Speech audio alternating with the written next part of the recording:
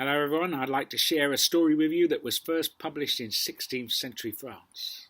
Like most of my stories, it's much more ancient still. For this is a tale of a king whose court was racked by lies and deceit. His corrupt courtiers played him false. All his life the king had been raised to rule, to deal with his not so noble men, to rise up on the back of the common folk, the likes of you and me. But his land was troubled by war, and this troubled him greatly. It brought him low. And so it was, the best doctors in the land were paid to attend him, but all they did was stare at his urine held high in glass vessels, going, "Oh," and "ah," and very little else. And so it was, the so-called services of these so-called servants only served to make the king sicker still. His only respite came when he rode out on the hunt. Now, it was not the killing of innocent beasts, you understand. He'd seen enough death done in his name. It was simply that he was free for a while. Although the knowledge that he would have to return to the stink of the city, the court that was fouler still, it troubled him even more. Until one day, when his horse threw a shoe whilst out on the hunt, he was left stranded on the edge of the wood. He led the beast across the field to the house of a poor farmer and his family. Now, no, theirs was a very different life, for they grew only that which they needed to survive. They grew peas, beans and radishes. Whatever else they had over at the end of the month they would sell at market, and with the coin they made they would buy wool to make their clothes. They would buy grain to make their bread and their ale. Whatever else they needed, be it meat for their bellies, wood for their fires, they took from a nearby wood.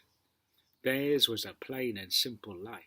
And in the short time the king spent with him, he felt a peace come upon him that he had never felt before. He asked if he might stay a while, so that he too might know the plain and simple happiness of a plain and simple life. Well, the farmer agreed. The king swapped his fair and fine fur-lined fancy gown for plain homespun clothes. He rose early and tended the fire. He rose early and helped the farmer in the fields. And when the day's work was done, he would sit with the farmer beneath the low eaves of his plain and simple cottage, taking in the wonders of the world, looking from forest to field to gently flowing stream. And when darkness fell, he would join the rest of the family in their plain and simple kitchen, enjoying a mean feast. But what taste! Such taste! He'd never tasted such fine food. The king particularly liked the radishes, for this year he'd grown them himself. And as anyone will tell you, if they've grown a radish, they always taste that much better when grown with your own fair hands. Time passed. A year passed. The king's body, his heart ached with all the hard work, with all the hard stories that the farmer had told him about how a poor harvest could blight a poor family's life. Yet still the king, he felt more happy, more healthy than he'd ever done before. Alas though, his land was neither happy nor healthy, for since his disappearance the not so noble men had fallen into war about who should become the next king. With a heavy heart he thanked the family for their many kindnesses, and now the king returned to the stink of the city, the court that was fouler still. Time passed. A year passed. The poor farmer missed his friend the king. His wife counselled that he should go. He should take some of the radishes to the king's castle to remind him of the great cheer the king had enjoyed when he called their simple house his home. In truth, the farmer thought she was mad. For why would the king want radishes now he was leading a life of luxury again? But he was wise enough to know that his wife was much wiser still, and that she would have her way. And so he set off for the stink of the city, the court that was fouler still, with a great bunch of the roots. The journey was long, and he ate most of them on the way, and by the time he arrived at the castle and was forced to stand with the commons or the likes of you and me, he had but one radish left. And there was the king processing by, staring blankly out over the crowd, until he saw the farmer, and something stirred in his heart.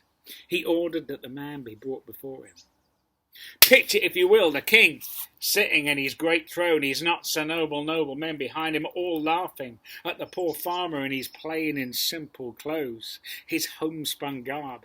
Now they were joking and giggling and nudging each other as he offered the king a plain and simple gift, a radish.